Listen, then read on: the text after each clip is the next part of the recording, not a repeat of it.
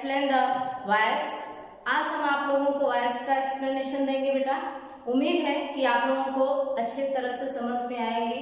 कई बच्चों को बहुत सारे डिमांड्स हैं नरेशन पे, एक्टिव पैसिव वॉइस पे आपको वीडियो बनाने के लिए। तो आज मैं आप लोगों के सामने वॉइस के लिए, एक्टिव पैसिव वॉइस के लिए प्रेजेंट हूँ। मुझे पूरा विश्वास है कि आप लोग जो है इस वीडियो को अच्छे से वॉच करेंगे, अच्छे से देखेंगे और लाइक करेंगे। सब्सक्राइब, अगर चैनल को सब्सक्राइब नहीं किए हैं तो चैनल को सब्सक्राइब भी कर लीजिएगा। आइए चलिए हम लोग अब बिना किसी समय को ज़्यादा डिले करते हुए हम अपने सेशन को स्टार्ट करते हैं। उम्मीद है कि आप लोगों को सेशन पसंद आएगा और नवरात्रि के पर्व पे, इस दशहरे के पर्व पे हमारे तरफ से सभी बच्चों को हार्दिक बधाई हो। सभी को दशहरा मुबारक हो, हैप्पी दशहरा। और चलिए माँ दुर्गे का नाम लेकर के हम लोग अपना जो है सेशन को स्टार्ट करते हैं। तो आइए हम जैसे कि थोड़ा सा आप लोगों को फंडामेंटल इसका हम बता देते हैं कि वॉइस जब हम बनाते हैं तो बनाते किसका है। आपको पता है कि वॉइस जो होता है या एक्टिव पैसिव वॉइस जो होता है, आपका वर्ब के जो दो मेन पार्ट होते हैं, दो मेन जो पार्ट होते हैं, क्या, ट्रांजिटिव और इंट्रांजिटिव। तो जो ट्रांजिटिव वर्ब होता है उसी का हम जो है एक्टिव पैसिव वॉइस बनाते हैं, इंट्रांजिटिव वर्ब का नहीं बनता है। तो आइए ट्रांजिटिव वर्ब का ही जो हम वॉइस बनाते हैं तो उसमें दो पार्ट में इसको वॉइस को डिवाइड करते हैं। एक एक्टिव वॉइस है, दूसरा पैसिव वॉइस है। जो हमारा एक्टिव वॉइस होता है बच्चों, एक्टिव वॉइस जो देखिए सब्जेक्ट परफॉर्म एक्शंस, जो सब्जेक्ट होता है वो एक्शन को परफॉर्म करता है। लेकिन जो पैसिव वॉइस होता है वो actions perform by the subject, वो एक्शन के द्वारा, क्रिया के द्वारा जो है सब्जेक्ट को परफॉर्म करता है। जैसे आप एक एग्जांपल्स में देख सकते हैं, मैंने इसको हिंदी और इंग्लिश दोनों कन्वर्जन दिया है कि राम ने रावण को मारा, पास्ट टेंस में है। राम ने रावण को मारा होगा, यहाँ पे देख लीजिएगा, ये राम ने रावण को मारा तो राम किल्ड रावण, ये हो जाएगा आपका, ये आपका एक्टिव वॉइस हो गया। इसी को अगर हम पैसिव वॉइस में कन्वर्ट करेंगे तो इस क्या हो जाएगा कि रावण राम के द्वारा मारा गया, रावण राम के द्वारा मारा गया। और इसका हम जब ट्रांसलेशन करेंगे तो क्या हो जाएगा, Ravan was killed by Ram, Ravan was killed by Ram. तो थोड़ा सा आपको इंट्रोडक्शंस देने के लिए मैंने ये फीचर्स थोड़े से आपको जो भूमिका बनाई हूँ कि एक्टिव पैसिव वॉइस आपको समझ में आए। अब मेन रूल पे हम चलते हैं, जो हमारा मेन रूल है एक्टिव पैसिव वॉइस का, कि किस टेंस को किस टेंस के अकॉर्डिंग, मतलब किस टेंस में क्या रूल होते हैं। प्रेजेंट टेंस में अगर कोई हमारा है प्रेजेंट इंडेफिनिट, पास्ट इंडेफिनिट या फ्यूचर इंडेफिनिट, तो उसको कैसे हम पैसिव वॉइस में कन्वर्ट करेंगे। और अदरवाइज अगर कंटिन्यूअस है तो उसको कैसे कन्वर्ट करेंगे, परफेक्ट है तो उसे कैसे कन्वर्ट करेंगे। इन सभी नियमों के साथ आज हम आपको बहुत ही आसान और एकदम इजीली जो है आपको कंसेप्ट क्लियर करेंगे, जो आप एक बार वीडियो फुल वॉच करेंगे तो जरूर समझ में आएगा। तो आइए चलिए हम देखते हैं आगे के जो रूल्स हैं, आगे के जो नियम हैं वो क्या है। चलिए आइए देखते हैं। इधर से अब हम आपको एक्टिव वॉइस को चेंज करेंगे पैसिव वॉइस में, तो उसके कुछ रूल्स होते हैं। पहले हम आपको रूल्स डिफाइन कर लेते हैं, रूल्स के बारे में बता देते हैं, तो फिर आपको जो है एग्जाम्पल की तरफ लेकर के चलते हैं। पहले आइए रूल समझते हैं। देखिए पहला इसका नियम है, we change the objects of active voice into subject of passive voice. जो हमारा एक्टिव वॉइस का सब्जेक्ट होता है उसे हम क्या कर देते हैं, जो फिर से देखिए, जो आपका एक्टिव वॉइस का ऑब्जेक्ट होता है उसे हम पैसिव वॉइस के सब्जेक्ट में बदलते हैं, और जो हमारा सब्जेक्ट होता है वो ऑब्जेक्ट में बदलता है, जो ऑब्जेक्ट होता है वो सब्जेक्ट में बदलता है। तो उसमें कुछ जो है आपको देखने के लिए मिलेंगे कि वी टाइप के वर्ब हमेशा यूज किए जाते हैं। Always use a V type के वर्ब, जैसे is, are, am, was, were, being, और इसके बाद वर्ब का थर्ड फॉर्म, फिर आपके पैसिव वॉइस लगेंगे। इसी नियम को एक्सप्लेन करते हुए, बताते हुए हर टेंस का हम आगे बढ़ते हैं। देखिए पहले हम कौन सा टेंस होगा, एक्टिव वॉइस उसका टेंस का क्या नियम है, फिर पैसिव वॉइस में कैसे कन्वर्ट करेंगे ये बताते चलेंगे। तो सबसे पहले आप इंडेफिनिट का देखिए, इंडेफिनिट, ठीक है, इंडेफिनिट टेंस। और इंडेफिनिट में प्रेजेंट इंडेफिनिट, पास्ट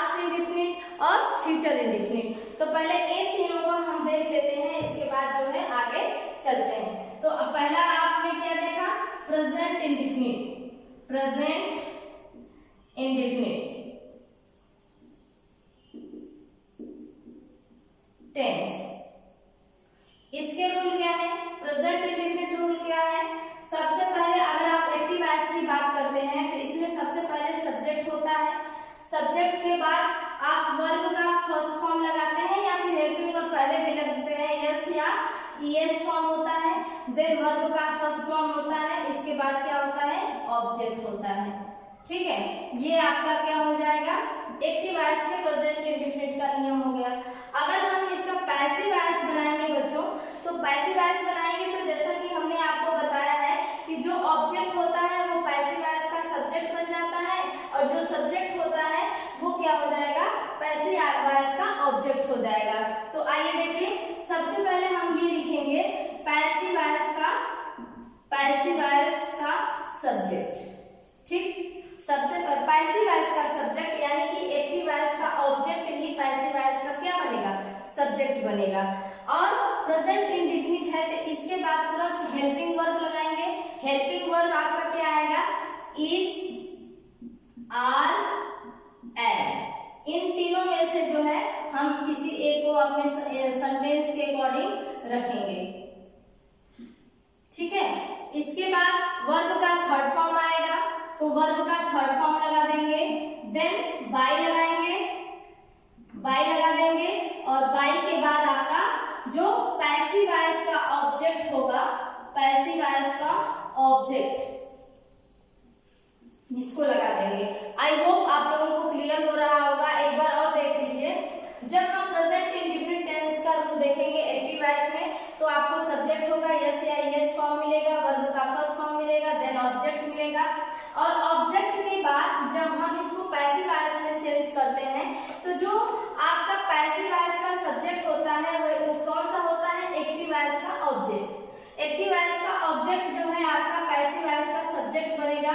फिर is, are, am present tense में लगा देंगे, वर्ब का थर्ड फॉर्म लगाएंगे, बाय लगाएंगे, फिर पैसिव वॉइस का ऑब्जेक्ट लगा देंगे। I hope it is clear all of you. अब आइए पास्ट इंडेफिनिट का रूल देखते हैं कि पास्ट इंडेफिनिट का रूल क्या है। जो पास्ट इंडेफिनिट है, देखिए पास्ट इंडेफिनिट, पास्ट इंडेफिनिट की बात करेंगे तो सबसे पहले सब्जेक्ट होगा। देखिए सब्जेक्ट के बाद आपका वर्ब का सेकेंड फॉर्म लगता है, देन आप ऑब्जेक्ट रखते हैं। ठीक है, इसमें कोई हेल्पिंग वर्ब नहीं लगता है, ये आपको पता है। अब इसका जब हम पैसिव वॉइस बनाएंगे तो सबसे पहले क्या लिखेंगे, पैसिव वॉइस का सब्जेक्ट, वही नियम आएगा, पैसिव वॉइस का क्या हो जाएगा, सब्जेक्ट होगा।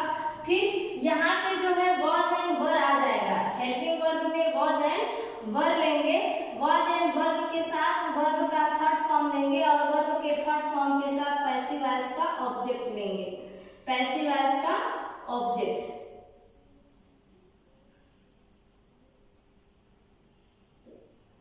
ठीक है, अब आ जाइए इंडेफिनिट टेंस का देख लेते हैं, फ्यूचर इंडेफिनिट का देख लेते हैं। जो हमारा फ्यूचर टेंस है,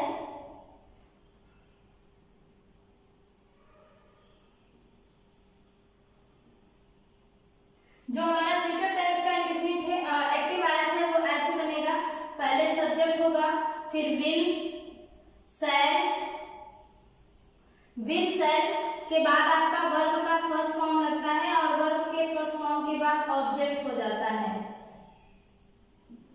इसमें भी सेम यार आपको वही करना है। आप देख रहे होंगे कि इसमें भी आपको जो है पैसिव वॉइस का सब्जेक्ट रखना है, पैसिव वॉइस का सब्जेक्ट रखना है, देन आपको विल और शैल, विल और शैल के साथ बी रखना है, प्लस वर्ब का थर्ड फॉर्म रखना है। ठीक है, वर्ब के थर्ड फॉर्म के बाद बाय लगाएंगे और बाय के बाद क्या कर देंगे, ऑब्जेक्ट। ठीक है, यहां भी आप बाय लगा लीजिएगा, इसके बाद आपका ऑब्जेक्ट हो जाएगा। अगर मॉडल एक्सिलरी वर्ब कोई आपका होता है तो मॉडल एक्सिलरी वर्ब के भी लिए देख लीजिए,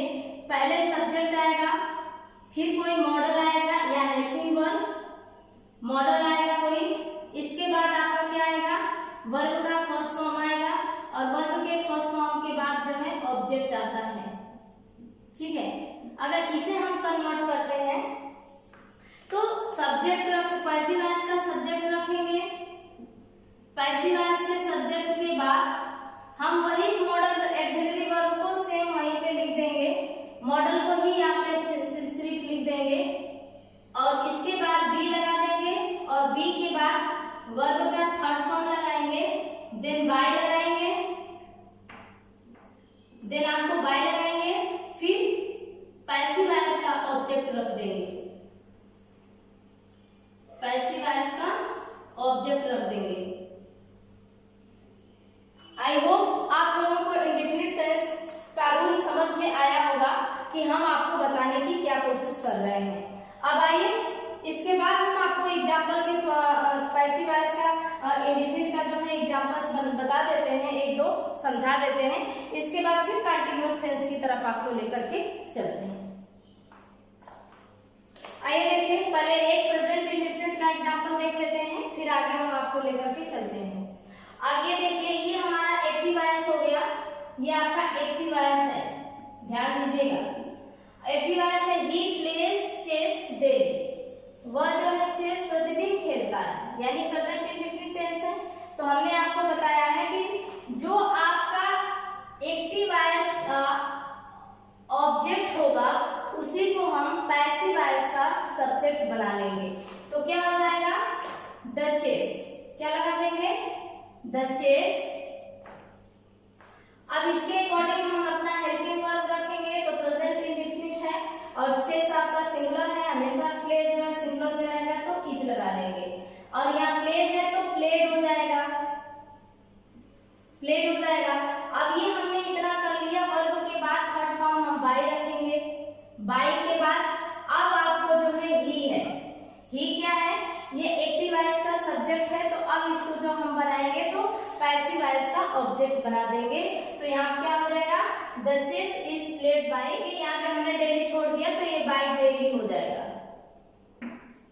ठीक है, अब आइए दूसरा एग्जांपल लेते हैं। दूसरा एग्जांपल, ये आपका एक्टिव वॉइस है।